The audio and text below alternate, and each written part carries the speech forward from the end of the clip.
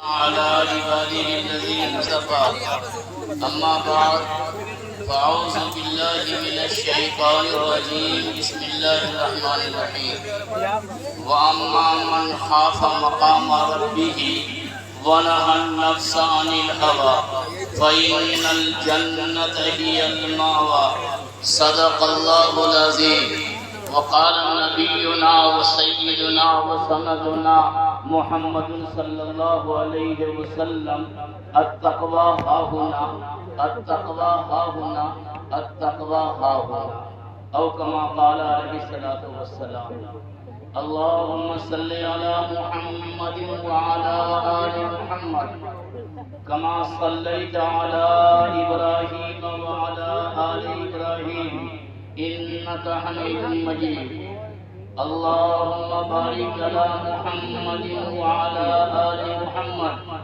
كما باركت على إبراهيم وعلى آل إبراهيم إنك حميد مجيد بزرگوں اور دوستوں اور پردہ نشین میری ماں بہنوں،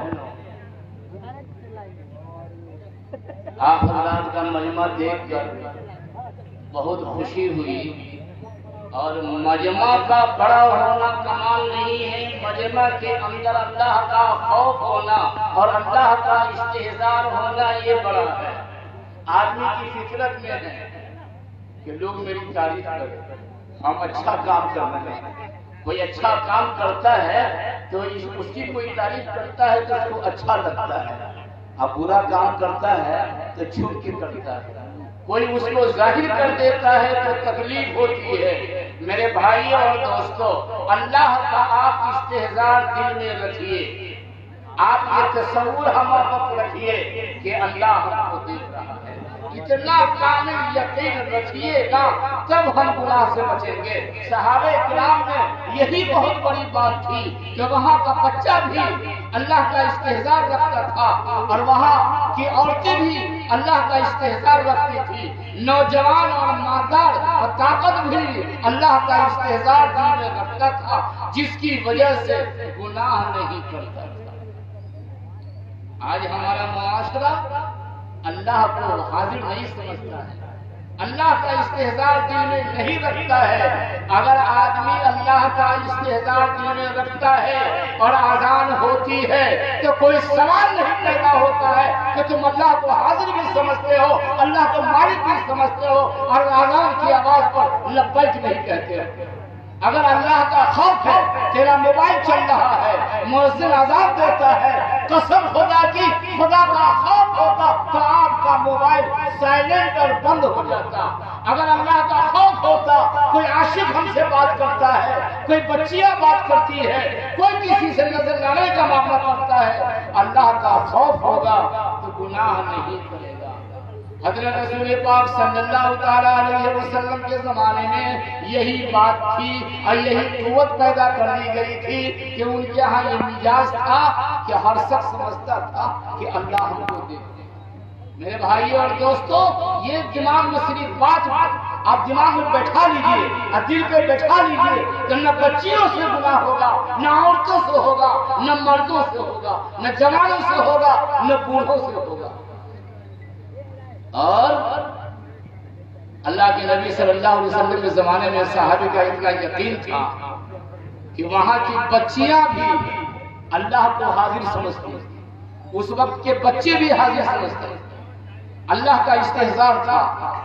ایک آدمی انگور کے باغ سے گزر رہا ہے، انگور کے خوشے لٹک رہے ہیں، جی آ گیا کہ آہا انگور بہت اچھا ہے۔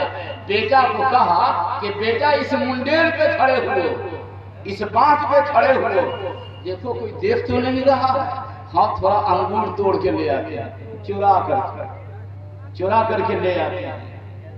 تو یہ آدمی باپ آگے گیا، باغ میں سے کچھ انگور توڑ لے، چھوٹا سا بچہ ہے، وہ پیچھے سے آواز دیتا ہے کہ یا ابی احد یرانا، اے ابا جی کوئی ہے جو مجھ کو دیکھ رہا۔ سنو عورتیں، بڑی خیانت ہوتی ہے کوئی ہے جو دیکھ رہا ہے، باپ لوٹ کے آتا ہے، چوری کے لیے چھوڑ دیتا ہے، انگور کا خوشہ نہیں توڑتا ہے۔ جب آیا تو کہا کہ بیٹا کون ہے؟ کہا کسی کو دیکھ رہے ہیں؟ تو کہا کہ اللہ دیکھ رہا ہے۔ بیٹا کیا کہا؟ اللہ دیکھ رہا ہے۔ تو رسول پاک صلی اللہ علیہ وسلم کے زمانے کا چھوٹے بچے کا ہی یقین بنا ہوا تھا کہ ہمارے سارے عمل کو اللہ دیکھتا ہے۔ حضرت عمر فاروق رضی اللہ تعالیٰ عنہ کا زمانہ ہے، ذہن کتنا بنا ہوا ہے، اللہ کا کتنا استحضار دل کے اندر ہے۔ آپ رات میں گشت کر رہے ہیں، ایک آنگن سے آواز آتی ہے کہ بیٹی بکری کا دودھ نکال لیا، دودھ دو لیے؟ کہا کہ جی۔ کتنا دودھ ہوا ہے؟ تو کہا کل سے کم ہوا ہے۔ تو پھر کیا کرو گے؟ جو لوگ گاڑی کے لیے جاتے ہیں اٹھاؤ نا، اس کو کیا کرو گے؟ پھٹ جائے گا، تھوڑا پانی ملا۔ سنو، پانی ملا تو ماں کہتی ہے بیٹی سے۔ جب بیٹی نے کہا کہ امی حضرت عمر نے، حاکم صاحب نے تو منع کیا ہے، پانی میں دودھ نہیں ملانا ہے، تو ماں نے کہا کہ امیر المومنین دیکھنے آ رہے ہیں۔ کہا کہ امی امیر المومنین نہیں دیکھ رہے ہیں لیکن خدا کو دیکھ رہا ہے۔ اس زمانے کی لڑکی کا بھی عقیدہ بنا ہوا تھا کہ ہمارے کردار کو اور ہمارے اعمال کو اور ہماری گفتگو کو اللہ دیکھ رہا ہے۔ اللہ کا استحضار اس کے قلب میں تھا۔ وہ بچی، وہ گھرانہ گناہ سے رک جاتا ہے۔ اگر ہمارے گھر میں شادیاں ہوتی ہے، موت ہوتی ہے، بچہ پیدا ہوتا ہے، موبائل چلتا ہے، اگر اللہ کا استحضار ہوگا تو اس گھر میں گناہ نہیں۔ میرے بھائیوں اور دوستو، اس بات کو جمانے کی ضرورت ہے۔ اللہ کا خوف دل میں پیدا کر لیجئے۔ اب پیدا اللہ تعالیٰ ہم لوگ دل میں کر دے تو آدمی سے گناہ نہیں ہوگا۔ گناہ اسی وقت ہوتا ہے جب آدمی غافل ہو جاتا ہے اور اللہ کے تصور کو بھول جاتا ہے۔ اس لیے میرے بھائیوں اور دوستو، یہ پیغام لے لو کہ ہر حال میں، ہر وقت، ہر موسم میں، ہر خوشی اور غمی میں اللہ کو حاضر سمجھیے، اللہ کا استحضار کیجیے۔ نہ مردوں سے غلطی ہوگی، نہ عورتوں سے غلطی ہوگی۔ ایک پیغام تو آپ سے یہ ہے، وقت کم ہے، مختصر کہہ کے چلو۔ پہلی بات تو یہ کہنی تھی۔ اب دوسری بات جو آپ سے کہنی ہے، یہ مدرسہ جو سنتے ہیں، یہ مدرسہ کی بنیاد کون ڈالتا ہے؟ ولی، اولیاء اللہ، علماء کرام، بادشاہ، شہزادہ، انسپکٹر، ڈی ایس پی، مدرسے کی بنیاد ڈالا سب سے پہلے کس نے؟ ڈالنے کی اہمیت اور ڈالنے والے پانی کا نام آپ سن لیجئے گا تو پھر آپ کو مدرسے کی اہمیت سمجھ میں آ جائے گی۔ میرے بھائی اور دوستو، جب کائنات کی تخلیق ہو گئی، زمین و آسمان بنا دیے گئے، تو سب سے پہلے مدرسے کی بنیاد اللہ رب العزت نے ڈالی۔ اور قرآن میں لکھا ہے وَعَلَّمَ آدَمَ الْأَسْمَاءَ كُلَّهَا، اللہ تعالیٰ نے حضرت آدم کو سب چیز کی نام پڑھا دیا، سب چیز کا نام سکھلا دیا ہے نا قرآن میں۔ مدرسے کی بنیاد کون ڈالا؟ اللہ تعالیٰ۔ کہاں ڈالا؟ آسمان پہ ڈالا۔ یہ مدارس چلتے ہیں، سارے مدارس کی جڑ آسمان پہ پہنچتی ہے۔ جب اللہ نے پڑھا دیا حضرت آدم کو اور شیطان کو اور جنات کو، تو امتحان لیا، تو کہا انبئونی، جتنا پڑھایا ہے آدم جواب دو۔ حضرت نے فَأَنبَأَهُمْ پورا جواب دے دیا۔ جب جواب دے دیا اب فرشتے نہیں دے سکے تو اللہ نے کہا کہ تو کامیاب ہو گیا ہے، فرسٹ ڈویژن سے پاس ہوا ہے، انی جاعلک فی الارض خلیفہ، تم نے علم حاصل کر لیا ہے، اتنا بڑا مقام حاصل کر لیا ہے، جس کو علم ہوگا وہی زمین کا خلیفہ ہوگا۔ اللہ نے حضرت آدم کو خلیفۃ اللہ فی الارض، بات سمجھ میں آئی؟ یہی آسمانی مدرسہ اتر کے غار حرا میں چلا ہے، یہی مدرسہ رفتہ رفتہ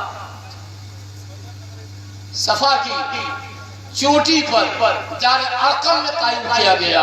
یہی مدرسہ منتقل ہوتا ہوتا صفہ میں قائم کیا گیا اور صفہ میں بیرونی طلبہ کے کھانے کا انتظام کیا گیا.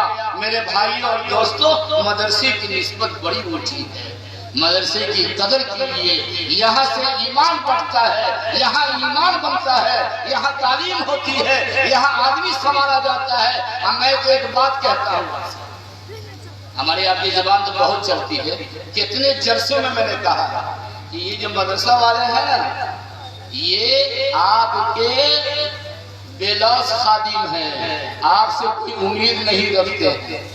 امت کا بے لوث خادم یہ مدارس کے اساتذہ ہیں. یہ بیچارے تنخواہ لیتے ہیں 6 گھنٹے کی، اور 6 گھنٹے کی بھی تنخواہ نہیں لیتے. یہ تو وظیفہ ہے. کتنا جتنا آپ کے یہاں اسکالرشپ کا مل جاتا ہے، کچھ اور ملتا ہے، کھانا مل جاتا ہے، وہ رقم بھی نہیں ہے. یہ بیچارہ زندگی گزارنے کے لیے 6-7 ہزار روپیہ لیتے ہیں 6 گھنٹے کی. اور ڈیوٹی کا گھنٹہ کرتے ہیں 24 گھنٹہ. وہی بیچارہ سوئے گا. آپ کا بچہ یا مسلمان کا بچہ جو مدرسہ میں پڑھتا ہے، اس کو وقت پر سلاتا ہے، وقت پہ جگاتا ہے، سونے کی دعا سکھاتا ہے، اٹھنے کی دعا سکھاتا ہے، پیشاب پخانا کی دعائیں سکھاتا ہے، ناک میں نیزہ پوٹا لگا ہوا ہے اس کا طریقہ سکھاتا ہے، اور اس کے بعد اس کو سونے جاگنے کا طریقہ سکھاتا ہے. آپ کا بچہ 8 سال اور 10 سال آپ کے یہاں رہا، ان کو دعائیں یاد نہیں ہے، اور آپ کا بچہ مدرسے میں جاتا ہے، 2 مہینہ رہا، 6 مہینہ رہا، دعائیں سیکھ لیتا ہے. تو یہ تو مدرسہ والوں کا احسان ہے، مدرسہ والوں کا احسان.